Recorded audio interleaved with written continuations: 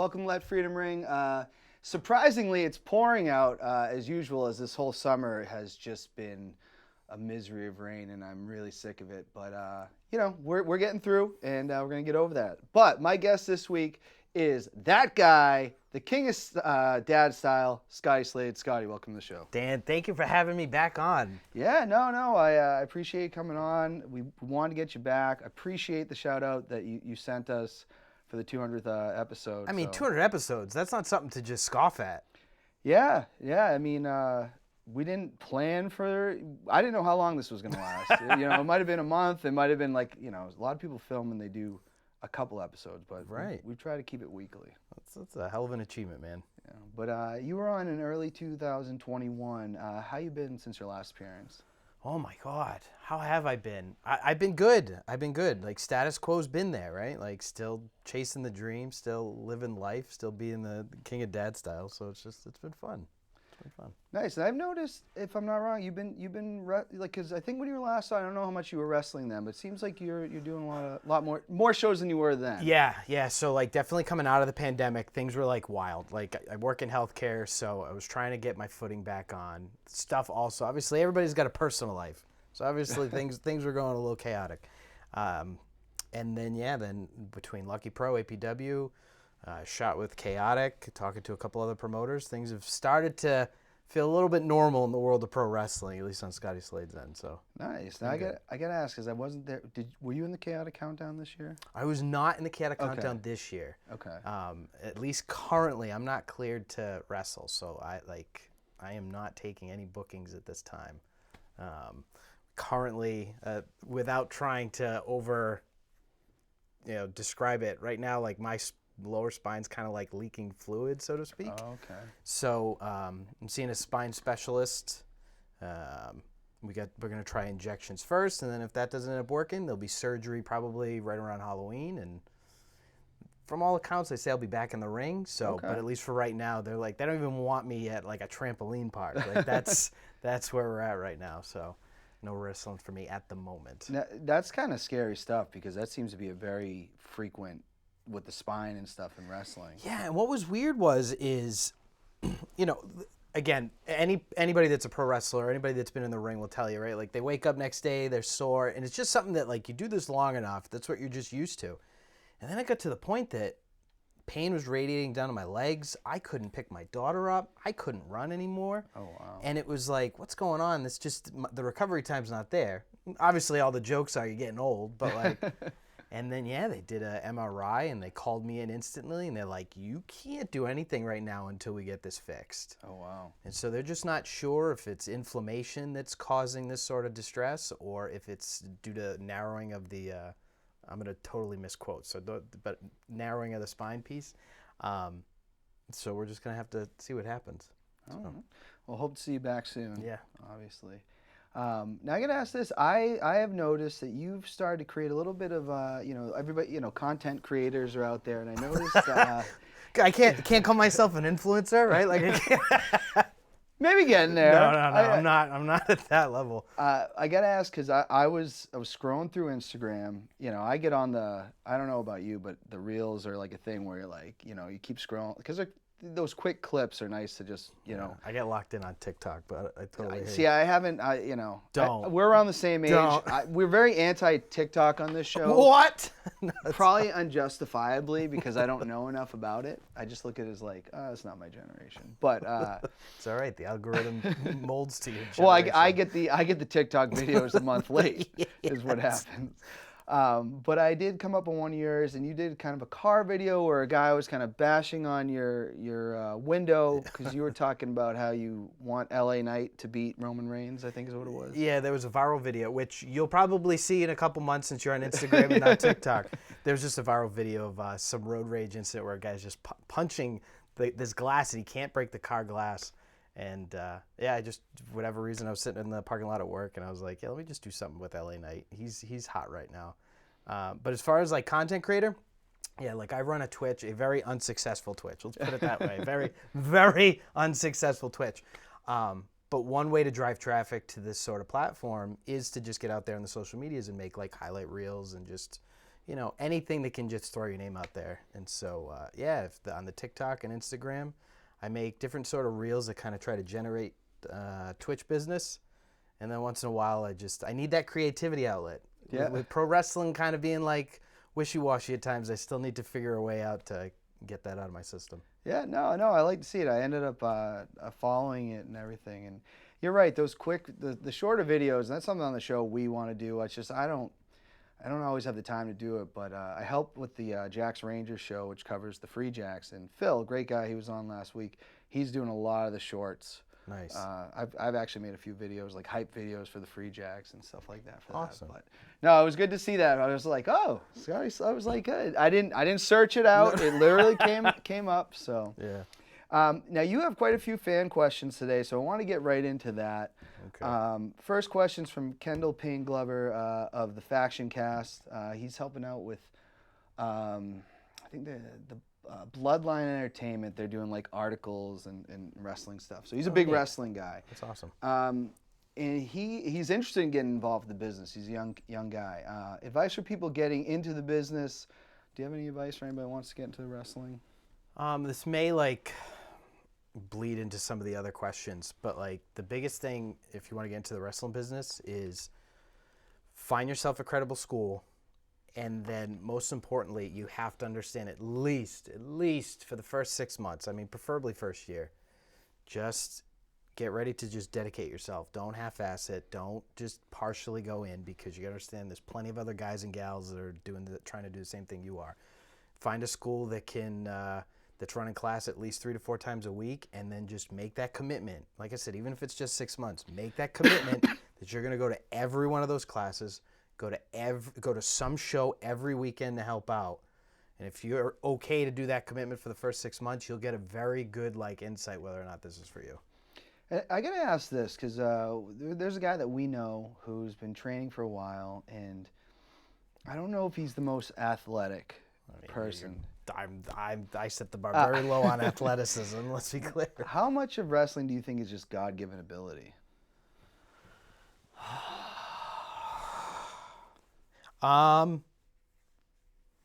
Physically, I mean, a lot. I mean, it helps. There's students that have come in when I used to train people that if they physically weren't there for it or they weren't gifted, they had to work 2-3 times as hard in other areas of wrestling. It's tough.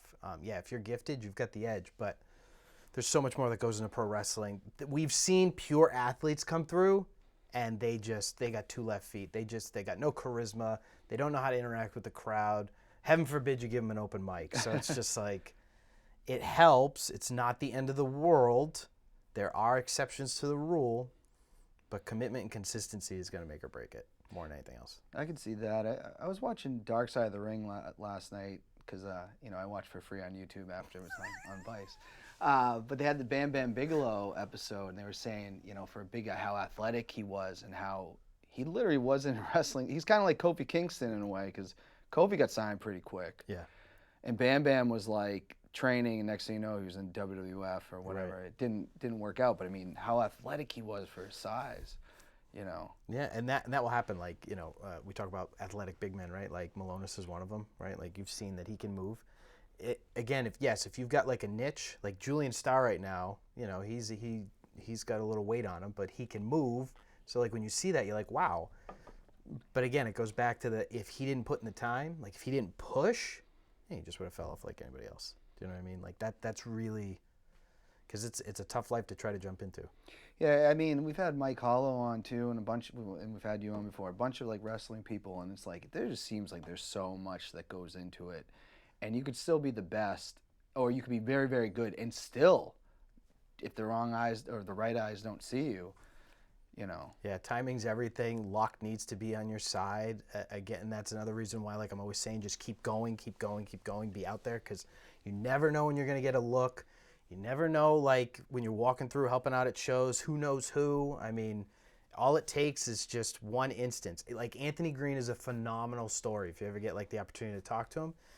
He was with, oh my God, I'm going to screw this up. It was the WWE Developmental Evolve? Thank you. He had gotten an opportunity to wrestle for Evolve. I don't know if there was a birthday party earlier. yeah. And there just happened to be a balloon up, it's caught in the ceiling, and AG does this like crossover, high cross body, and he grabbed the balloon, did the high cross, rolled out, handed the balloon to somebody. That was it. You know, all that was is just got eyes on him quick enough, and he was able to kind of get that platform to show off his talent. So, but again, that's with him literally putting out the same effort every time, every show.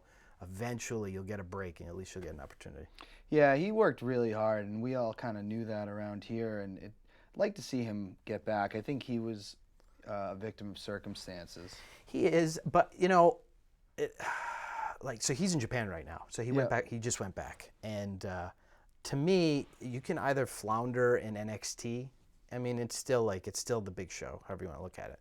But the opportunities he's getting over in Japan, that's like next level. Like you want to talk about building a brand. That's what he's doing right now, and he's still young enough that like this is a really good spot to be in for him. So yeah, it seems like not to bring it back to Bam Bam Bigelow, but last night that's how we do around here. He left WWF and then went to Japan and made good money there, and then came back and was already a star. So yeah, it's interesting how that's like what we have in common with Japan is like both Americans and Japanese love wrestling. Kendall, he wants to know too. Do you think talk show segment can work in the independents? Yes. Yeah, sure. Why not? Johnny Idol, when he used to work with Steve Bradley in WFA, used to do like this Johnny Carson bit, like in the ring. He'd even have like a drummer, like, but on every time he made a terrible joke, and it was a really solid bit. You see it sometimes in WWE, like when they set up the ring that way.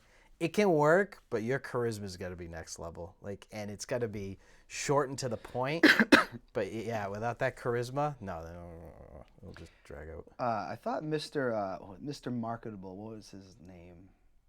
He was a wrestler in Chaotic. Oh, Richard Holiday? Richard Holiday. Yeah. He had a segment using that marketing stuff. They only did it maybe once, and I was like, "This is brilliant," and I don't think it ever happened, or maybe it did, and I just missed it. It's because it's tough, right? Like you have to get a company, especially in the independents. You have to get a company that's willing to like invest in you because, a perfect indie show in my eyes is 2 hours and like 15 minutes, give or take, right?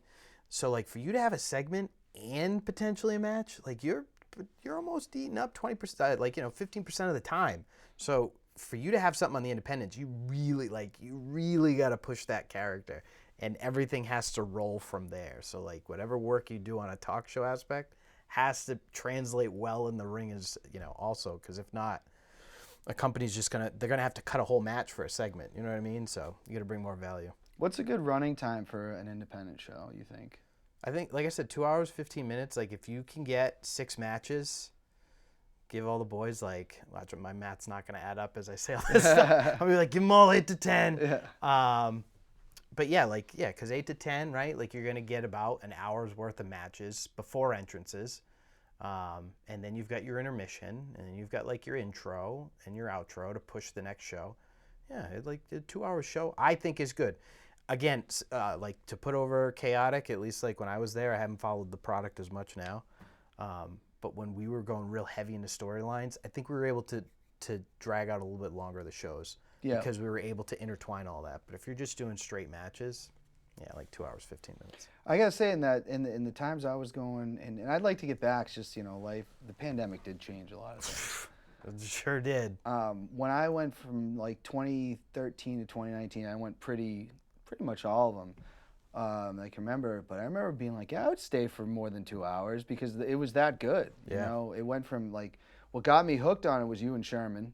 Obviously, I gotta say, I'm a big fan of yours. Yeah, thank you. Everybody knows that.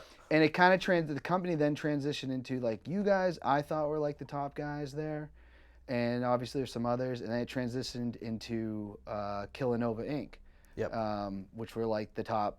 I guess I like Cruz, and you guys were more of a tag team, but I guess the stables type of stuff, and it transitioned then. But you had all these other supporting characters, and it was great, Yeah, especially when Sherman and I were kind of like hitting our stride. The booking team at that time put so much effort, not like because a lot of companies will always do that main storyline, right? Like that's their bread and butter. But the booking team at the time did such a great job with like mid card, like openers. the women's division, the tag division, so that when Cold Fury hit, every match, maybe one, sometimes like the New England title was a scramble match, but every title had an intertwining storyline going into it, which has allowed us to make those like vignette packages for almost every single match. It was just really solid booking from top to bottom. So yeah, those were really fun times, and I really feel like that Cold Fury right before the pandemic in 2019 was like one of the best ones that they had done. The main event was JT Dunn and Briggs, which I thought kind of left some to the imagination, but you could tell that Christian was becoming the star because he had the segment with Hanson when he was coming back. But they opened the show with the Mill City Hooligans and Killanova Inc. That started the show, and it just set the tone for the rest of the night. And that was a tough spot for Chaotic to be in because there was already rumors of like Briggs and Christian. Do you know what I mean? It's just like how do you plan for the following year knowing that you may lose literally 1A, 1B on your company? Don't want to be in that room during that that's really hard, and it seems like it's really hard to find that next. Not that they don't have talented guys right now, because they do, but it's like those guys were just, stars. Christian looked like a star the whole time. Once he got built, you're like, if I saw that guy in public, I think he was in a movie or something. Well, it's also nice if you're a wrestler because now there's more opportunities to work. Like there's not saying that there was less when we were there because that's totally not true. All companies were still there, but you're seeing opportunities pop up, and that's sort of hurting some independent promotions.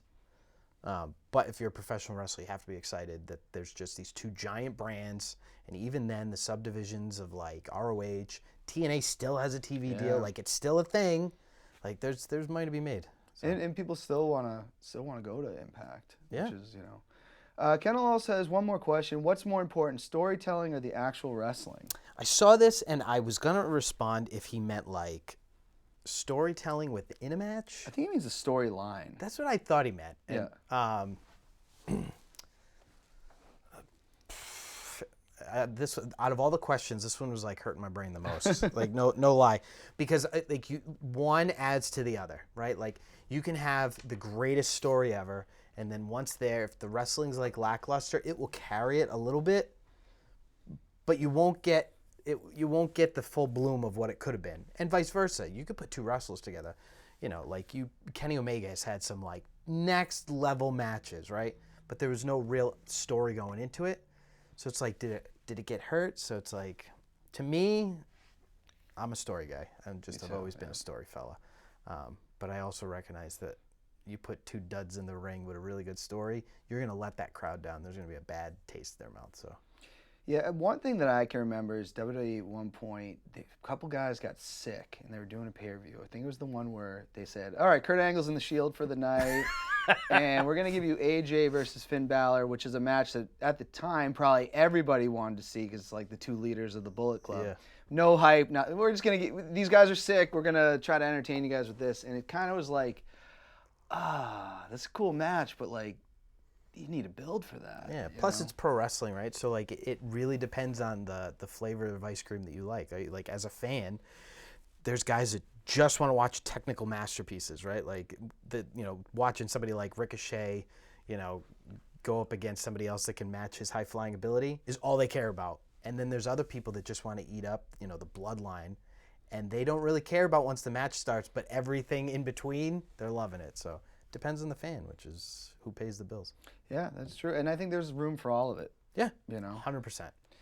Leo Connors wants to know, I've been a dad for over 36 years. I've never claimed to be the king of dad style. How did you get that moniker? I couldn't tell if he was like angry. I will say I did find out, and it will help answer this question. So when my daughter was born, she was coming to all the shows. She was working the ticket counter. At the time, I was also one of the trainers at the New England Pro Wrestling Academy.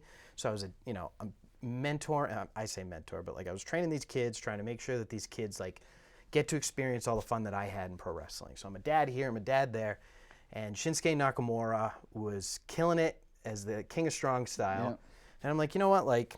I got like D.L. Hurst. I don't know if you remember D.L. Hurst. Oh, yeah. Where he disappeared. I don't know where he disappeared to. I got to put a wanted thing on the side of a milk carton. But like he used to call me dad all the time. So I'm like, you know what? Like Dad is like the whole dad perspective and the gimmick that I ran, or still do, right? It's more of like a way of life, right? Like you just always come in with like corny jokes, positive vibes, feel good, help out that person that needs helping out. And so I didn't want to go with an angle of like I was the number one dad, because then that means there's only one. But like to me, there could be hundreds of kings, right? Like anybody can be a king. And so combine that with the Shinsuke piece, I went with King of Dad style. When I released that T-shirt and started running that gimmick, I don't know if and this is not Leo. I'm not saying this is Leo. This is just in my experience. There was a lot of insecure dads that came up to me, like a lot. What do you mean? Why do you think you're a better dad than me? Like I got 6 kids. You only got 1. I'm like, all right, look, that's not what this gimmick's about. Yeah. So much so that's why I shifted my next T-shirt was like Daditude, right? Like just have that Daditude, have that dad attitude when you go into things. So why am I the King of Dad style? Because it's a way of life, you know what I mean? It's just how I approach everything. I try to have the most fun possible, make as many memories as I can, and if I see somebody that's like, alone in the corner, or they need somebody to help lift them up, or if they just need some positive vibes, of course I'm going to shoot it their way. I'd rather see people succeed and do good in this career, like this business, than to just kind of hoard it for myself. So see, now that you're explaining, like that could have been an epic heel turn. If someone on screen was calling you dad and you turned on them. I gotta ask this. Was there just because you went by that guy before, were you just like, it's time to retire that, or were you still using that, or? Some companies still use it. Okay. I'll allow promoters with some level of like, however they want to promote me, but then I'll still bring my own edge to it. No, that guy was just an organic piece that happened in a very small segment that just happened to catch on in the back as they were busting my balls. Just real quick, it was a segment with Nikki Rocks, and the whole point was I was supposed to like knock her down and try to get out of the ring, and she would stop me. And so me being newer, I was like, I'm gonna kill time so she's got enough time to get me, which Nikki's a pro. There's no reason she needed help. So I just looked into the camera and I was like, this guy right here. And all the guys in the back, Tarzan at the time was just dumping on my life for that whole thing. And so then Rich Palladino, next time I came out, just on his own, just decided to go, that guy. And that just stuck. But yeah, did I like drop it? Yeah, you just kind of like anytime you change a moniker, you kind of just shift it and kind of just embrace the new one and just try to hit it at 100 miles an hour. All right, nice. All right, from Mike Crockett, who I got to give him a shout out that today in New England so pro good. wrestling history, I look forward to it every morning, and there's stuff that I'm like, what? There's just some really funny stuff on there. I love when it's something I remembered, but I'm so surprised. Like, not that I expected it to fizzle out. That's not what I mean by this, but like I know when it comes to niche content, sometimes you like run out. He's just crushing it. Like every day he's got something. And I'm like, I don't even know where you find this stuff, man. Like it's nuts. That can't be easy because of the research he's got to do. No, and he does take Saturday and Sundays off. So like he definitely, like if you notice, he'll only go Monday through Friday. And I don't know if he does like bulk research on the weekends, but kudos to him, man. Yeah, it's great stuff. Now he says, I'm familiar with your career as a wrestler. With that in mind, what is your favorite match to referee? So do you do some reffing too? Or? Yeah, so like to get into the business, I by any means possible, and one of the easiest ways to get in is just like to be a referee. There's more, what's what I'm looking for? There's more demand on it now. Like, refs should be trained, they should know how to bump, things like that. When I first started, it was easier to get that ref shirt and go out there. Favorite match to ref? I was in Lawrence, Massachusetts for a WFA show. I was reffing, I almost believe it was Alex Arion versus Brian Fury. It should be my favorite, so I should remember this. But they went out into the crowd, and at the time Lawrence was serving alcohol, so the whole crowd was drunk. And these guys are hovering over Brian Fury, and one of them throws a drink on Brian Fury. So Alex Arion, even though they're wrestling each other, Alex Arion takes a drink out of another guy's hand and just pours it all over his head. Now this drunk guy grabs the chair to go hit Alex Arion while he's turned around. John Poe, I don't know if you remember John Poe. Big guy. Huge Yeah, guy. I remember him, yeah. Huge guy. Comes out of nowhere, puts the guy in a full Nelson. Full brawl breaks out. And yet Brian Field and Alex Arion are still having their match, and we work our way back to the ring. That was probably one of the most fun I've ever had and scariest I've ever had as a referee. Yeah. Was he working security, or he just happened to be? No, yeah, he was working security. Oh, okay. Like he had just started. He was just a security guard, and he was a presence. Oh my God, he was a presence. Did you ever have any fans that tried to get physical with you? Oh yes, several times. Ely and I once was a tag team, like a one-off tag team at some fair show for an ECW. We were making fun of this guy. He ended up trying to get into the ring. Security had to escort him out. Mikey Webb was doing a charity boxing event, and he kind of was playing around with it, and he fell out of the ring and landed in a woman's lap. At the time, I was saying derogatory things because I was a bad guy towards women. So I had said some derogatory things. Family show version, but I don't know where they fall now in the spectrum. Yeah. But because we forgot that it was a boxing show, the guys thought we were for real. So when we got to the back, they charged the back. They were trying to get through. We had to be escorted out. Yeah, at the time, Chuck O'Neal was on the show, and like he's a MMA fighter. Chuck O'Neal helped escort us to our cars to get us out of there. It was nuts. But yes, we've definitely gotten fans to try to jump over the barricades. Yeah, because I mean, honestly, like a wrestling fan would totally understand, but if you don't understand wrestling and you think that they're Yeah. There was another time, which this will go with Anthony Miller's question, which I don't know if you want to jump to that one. we can ask that one because we do have one from Mav in a second, but yeah, we'll get to that one. Craziest promo Scotty has ever cut on a crowd. I remember the promo we cut at Fenway at the Fenway Festival years ago. Yeah, so when I was thinking about it, it falls between two, but that one was definitely worse. So that one takes the cake. The other one was we were up in like Maine. I couldn't even tell you what town we were in, but it was at a fair, and they sat in the front row, the Blueberry Princess. They had like this thing, it was like 16-year-olds, where they just, it's their way of like celebrating who they felt like the town princess was.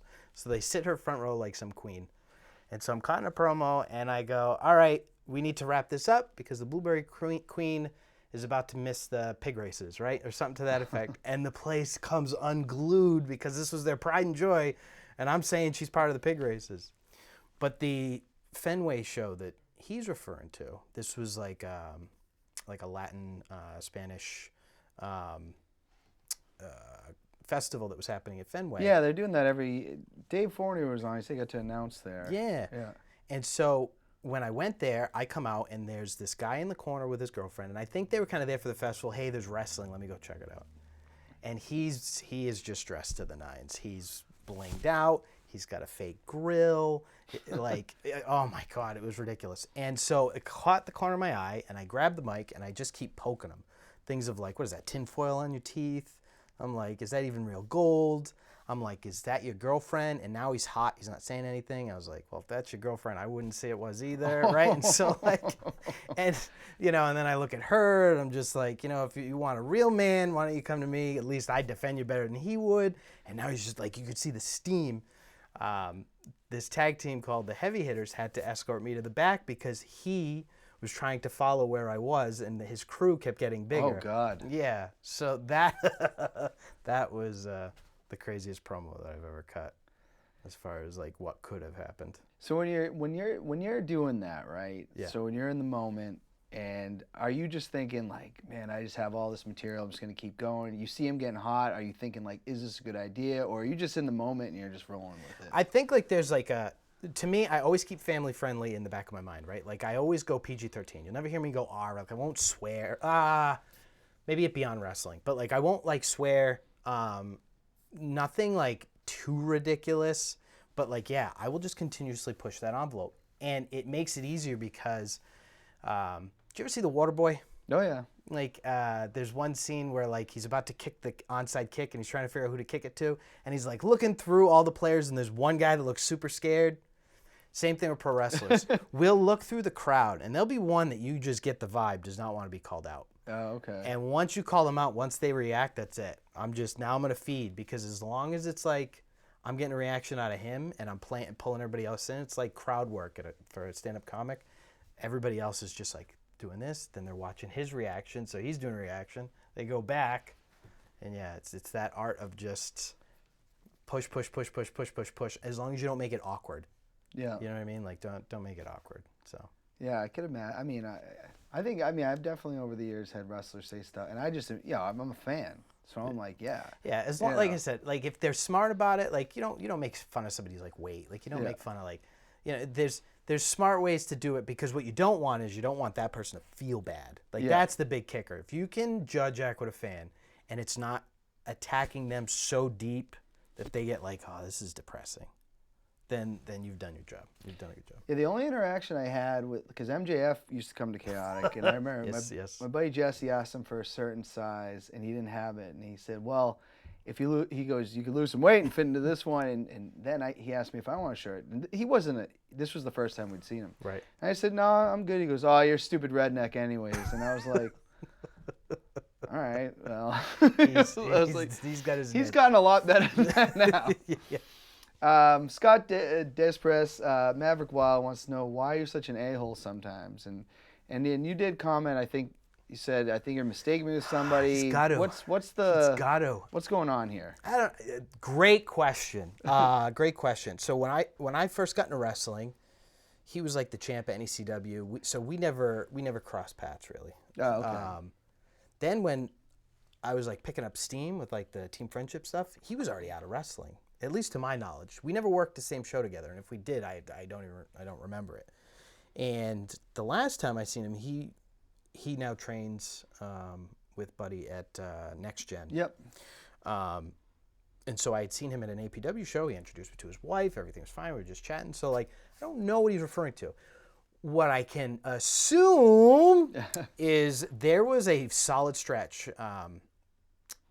I don't know if you know Apocalypse or Stiff Mike or whatever he goes by. I know who Stiff Mike is, yeah.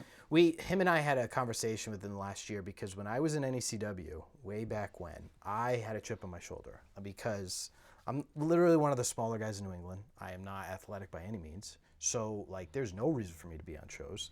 Do you know what I mean? Like, I don't bring, I am not your stereotypical wrestler. So I was noticing early on that the more timid I was and the more quiet I was getting overlooked. So when I went in to these locker rooms with a chip on my shoulder, I was getting booked more, I was getting noticed more. And on the other side of that, I was calling guys out that probably shouldn't have been called out, but like I was calling guys out. Like if I went into a locker room and somebody was just like, there's only 20 fans out there, let's make it a nice, easy night. I'm like, what do you do? Like, I got to keep it safe for TV, but I'm like, what are you, like, we're here to put on a show, regardless if there's one fan or 1,000 fans. So I would just be very vocal, and that upset a lot of people. There are guys out in the independent scene, most likely retired at this point, that probably hate my guts. Like I don't know what to tell you. So that's probably why. But never in my career have I ever done anything like malicious. Like there's never been a malicious piece. I just like to hold people accountable. Like we are here for a reason. Like let's call our matches. Like don't give me the fluff. Like we got a job to do. I mean, we're professionals at the end of the day. So I don't know. Maybe we'll have to... I just assume that like because of his connections in wrestling, he's just heard stories, and then you know the game of telephone.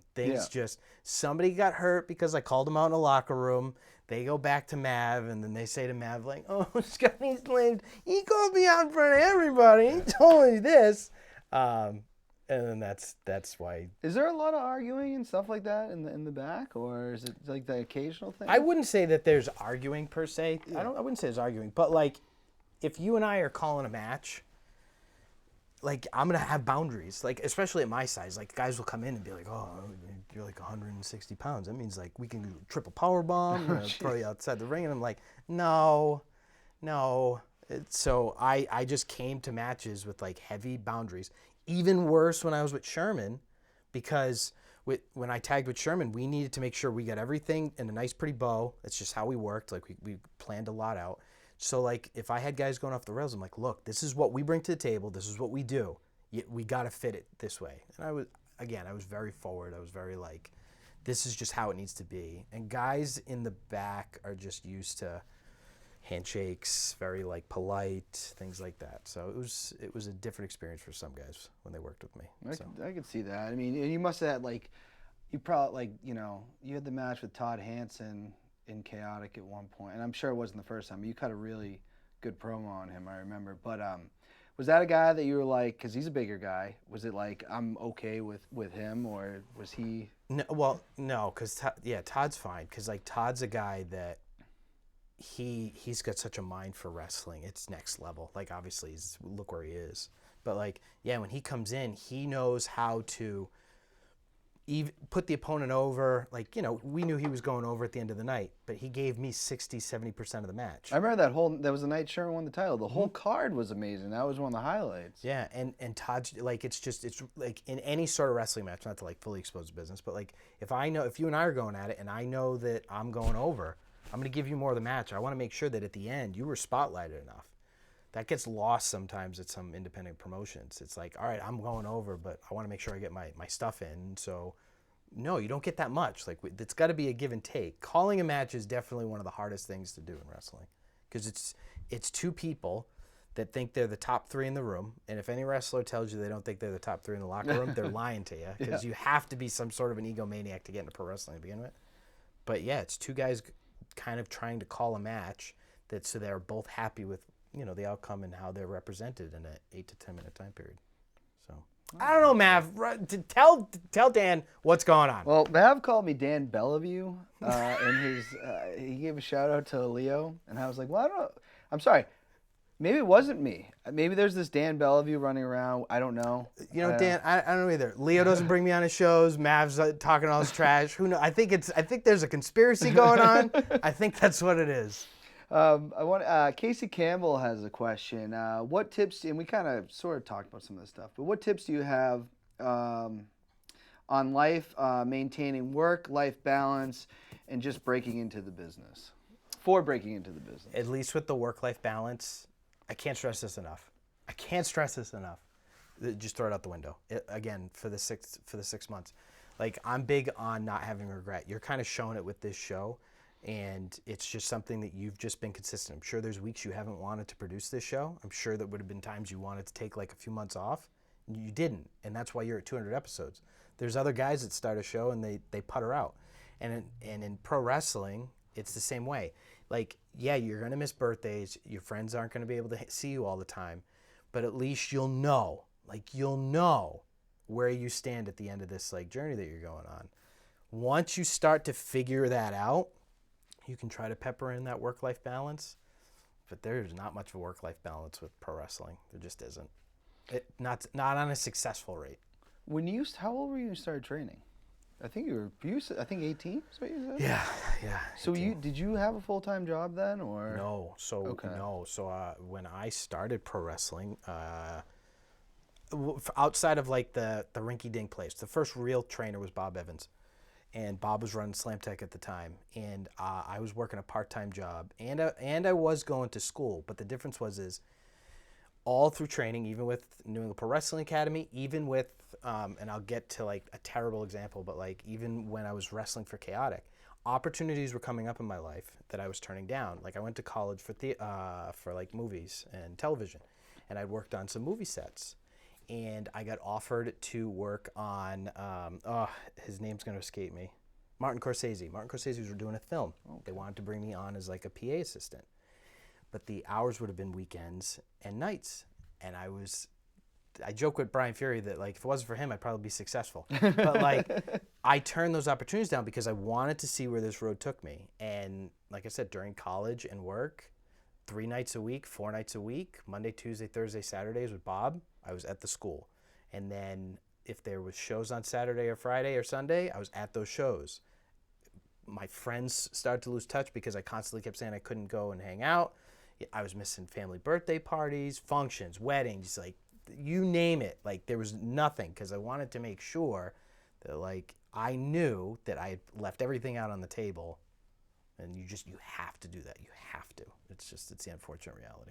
Yeah, because it seems like now, I remember watching like this MTV Real Life from a Pro Wrestler, and Triple H said, go get the college degree, then go after wrestling, even though that's not what he did. And he's basically saying go to college first, then go for wrestling is what he was telling people. But my take is I'm seeing a lot of people that want to be wrestlers and now have the full-time job, which there are guys that we could mention that you've wrestled with that have that and made the choice to just do the full-time job. Where I'm like, that really does seem really hard because, you get out of college, you got bills and stuff. How can you go for it seems like it's hard to go for wrestling then too. Like Dijak, somebody, he lost his job. I think he posted it right before he wrestled recently in Lowell. But like he took an AJ Styles seminar on a Friday. His work found out, and they fired him. And it's like, yeah. And it's one of those things where it's like, you can do the full-time job, but anytime you look for a job, can't do Friday nights or weekends. Like that's just like a guarantee. And I remember doing interviews at places when I was just trying to look for different work, and I was like, hey, I'll take this job, but I can't. This has to be open. So that's what you have to do. That's really I don't know specifically what Dijak did, but I did think he worked with kids because there was a guy I knew that he's like, I knew that guy. I used to work with that guy. He originally went to school for, I think, criminal justice, which, LOL, because now he's the law bringer. Anyway, Yeah.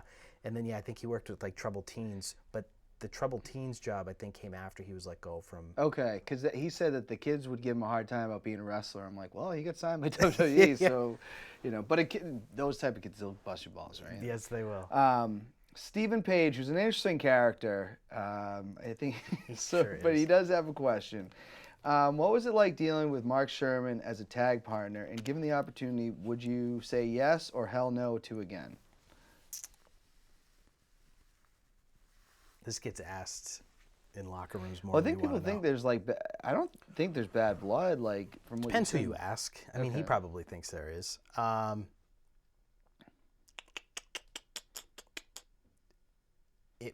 God, it would really depend. It would depend on him. The way that it ended with him and I was at an ROH tryout. They knew who we were. They asked why he wasn't with me. Do you know what I mean? Like, we had different career paths. He was very happy with working the old time vets, kissing babies, high fiving. I wanted to get on TV, and it is what it is. Would I work with him now? Sure. Like, I don't see why not. Working with him then, Sherman's probably one of the funnest guys to hang out with. Like, if you want to go to a party with Sherman, he's the greatest guy. When we used to work together, he would come in, I'd be like, it'd be the same exact format. All right, Sherman, I'll take the heat. You do the comeback. What do you want? Like, anything you want. And he's like, I want this, this, this, and this. I'm like, cool. Now I'm the jerk. I go over to our opponents. And I'm like, this is what we're doing. I want this, I want this, I want this, I want this. Big guy's going to come in and do this, this, this. Now let's figure out how we can fit your stuff. And that was like how we ran for years. And then filming the vignettes were tough too, because those were long shoots. Those were great though. They were really good when they were done. Yeah. But they were long shoots. We used to do like 6-8 hour shoots and like. Oh wow. Yeah, and that's fatiguing. You get tired, and so he would get tired and he'd want to rush the process, but I kept trying to stick him on the course, and I don't know. I'm rambling. I apologize. Would I team with him? Sure, there has been moments where there's been opportunities and discussions, and I'd let him say his side. For whatever reason, things just haven't worked out. So he seems though like I've heard interviews with him. I think he did. Okay, when I say interviews, I've heard one interview with him where he did Julian Starr and Tarzan's show. Yeah, and it just from what I don't want to say it just doesn't seem like he had that much of a passion for it. Like I think he liked it, but he didn't love it. He loved the entertainment side of it. Again, like we used to work Northeast Wrestling. That was, oh my God, he was next level there, right? Like because Mike Lombardi used to bring guys in and like Godfather, like Kurt Angle, Cody Rhodes, Young Bucks. Like he'd bring in Rey Mysterio. You know what I mean? Like, and Sherman's just so good in those sort of atmospheres. You put him in a ring with Sergeant Slaughter, he is going to have the time of his life. He's going to have a great match on that type of like platform. And that's what he really got the most enjoyment out of. He liked meeting these legends, picking their brains as far as like, tell me stories. Like he liked hearing those war stories. But like the pro wrestling side, he was whatever on it. Yeah, because I mean, it seems like he also put like a time stamp on it. like how long it would take if he was, you know. Yeah, because he was fairly successful in his real life gig. I think he was working for GE at the time as a salesman, and so he was making like good money. So like he just was not in a position where he was ready to give up real money for maybe money. And I get that. I mean, because he also said in the interview, like they asked him to dive through the ropes. He's like, I'm not doing that for $20, and I kind of, did he say that? Because I might, I haven't listened to this in you're like not wrong. 4 years. So there's a running joke because we had, I think it was like a 6-man or an 8-man or something like that, and the Malonis brothers were in the match, and Brian Malonis said to Sherman, "You jump off the top onto Jimmy and I," and Sherman goes, "Not for $25," and I just crawled into a hole because, not the Malonis brothers at the time combined weight were probably close to anywhere between 600 to 800 pounds, and you're telling me that like you're not gonna jump on that? Like that's a giant pillow, and so he yes, there was plenty of times that we were working promotions for borderline hot dog and a handshake, and he was not happy about it.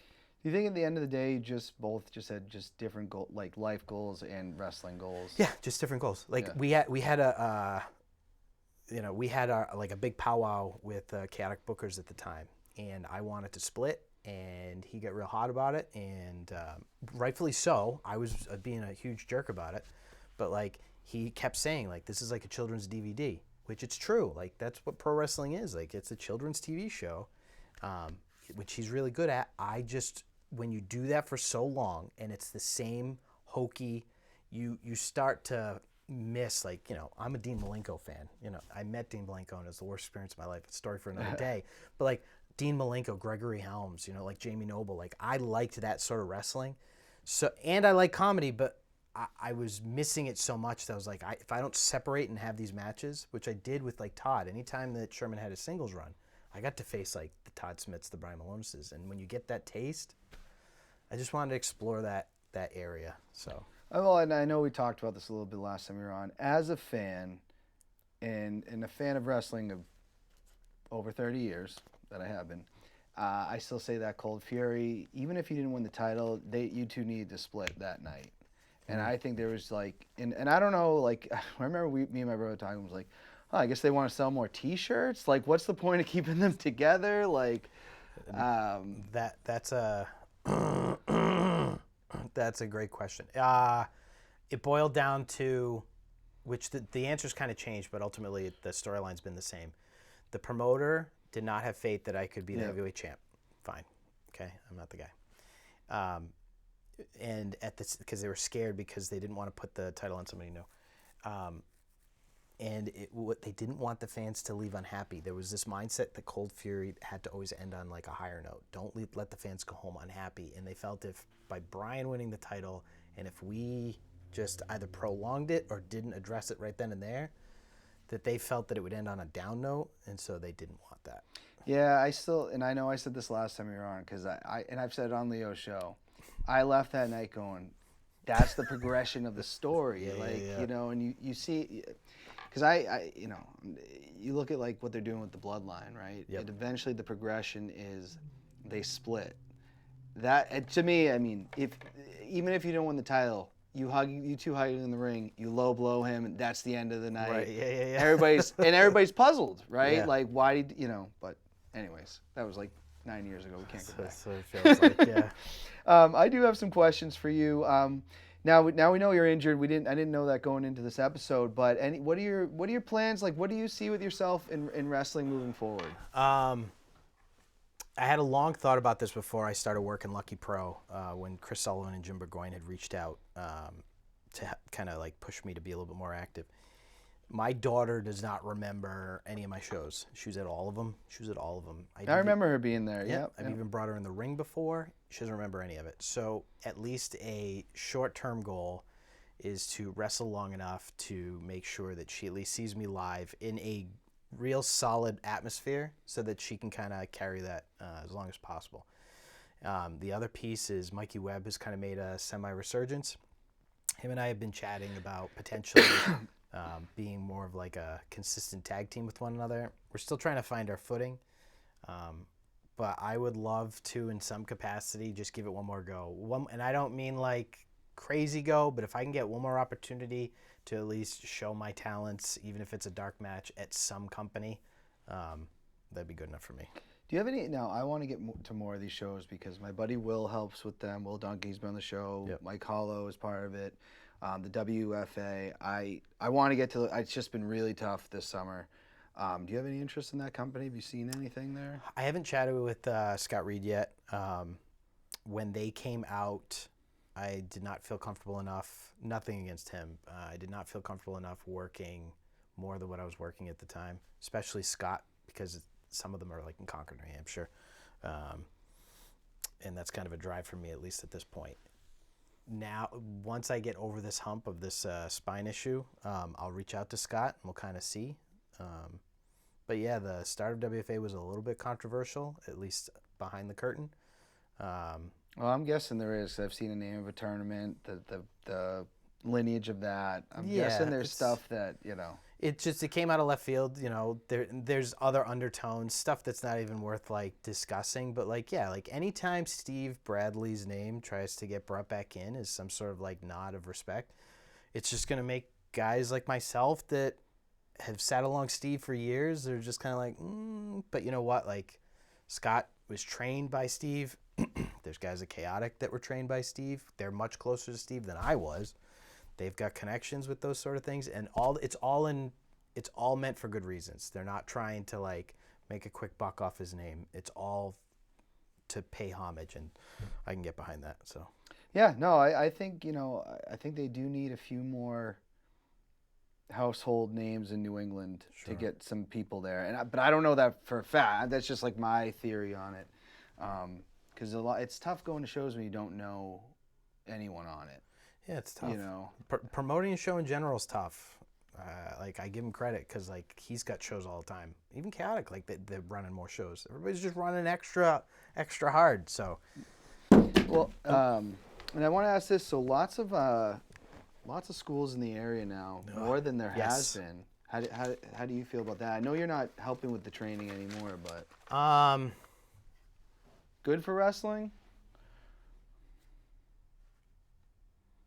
Are you gonna get me in trouble, Dan? Oh, God. No, it's fine. We'll edit this. No, you can keep it in. More schools can be a good thing. At least for the schools that I'm thinking of off the top of my head, all reputable, right? Like there isn't a problem. What worries me is the trickle-down effect. There's been a couple other schools outside of like, you know, Next Gen WFA, or not WFA, Elite, Chaotic, you know, Elia's training over at Top Rope now, things of that nature. Like, you go to those places, you're going to get training that's going to specialize in certain areas. What ends up happening is when average wrestlers see the success, they try to open up their own schools, and then that's where, like, you get fed off your dreams. And so, if I'm somebody that's looking for a school, just make sure they've got credible trainers, look at their resume. Mike Hollow is probably the best in the business when it comes to fundamentals and basics. You're not going to find anybody better. Tommaso Ciampa is going to back him up. I'll even back him up, and I have not worked with Mike enough to even say that he's trained me in any capacity, but I've seen what he's done over at Chaotic with, you know, Chase Del Monte. Like, Chase is just very innovative when it comes to his charisma and his things like that. And he's always been ahead of the curve when it comes to kind of like pro wrestling in certain aspects. So like, and it's the lineage and the hub there is solid. I'm rambling. I apologize. Yeah, there is a lot of schools, and just be careful with where you spend your money, and just make sure you do your research before you punch that ticket. So now, what if you're just like someone in your 30s that wants to mess around? It probably doesn't matter. Right. No, it doesn't. You're right. It doesn't. If you want a future, maybe. You know. Yeah. If you don't, well, no, but like even more so, right? Like even if you just want to mess around, right? Like there's also safety too. Like I can tell you right now, Chaotic, Elite, Elia over at Top Rope, Next Gen. You're not gonna walk into a scenario where you're gonna get hurt. Okay, and that's more important. Like that's huge. Like Chaotic specifically, I haven't seen Elite, but I know Mike Hollow's standards, like, and Elia's standards as well.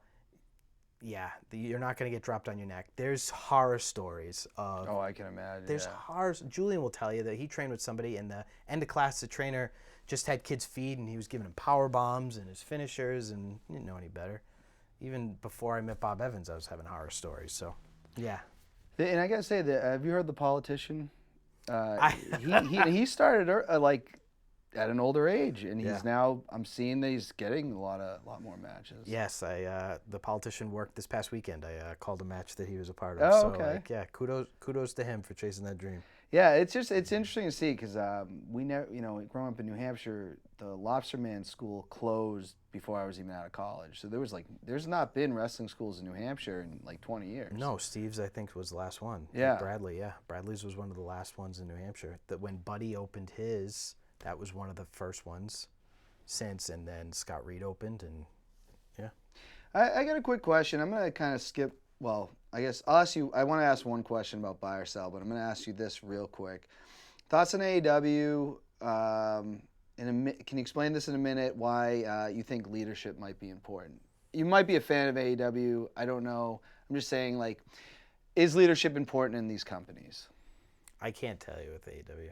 I can't tell you why. And like under a minute, like to tell you, Tony Khan is so good at social media spinning that things that we think AEW is like floundering on may be premeditated.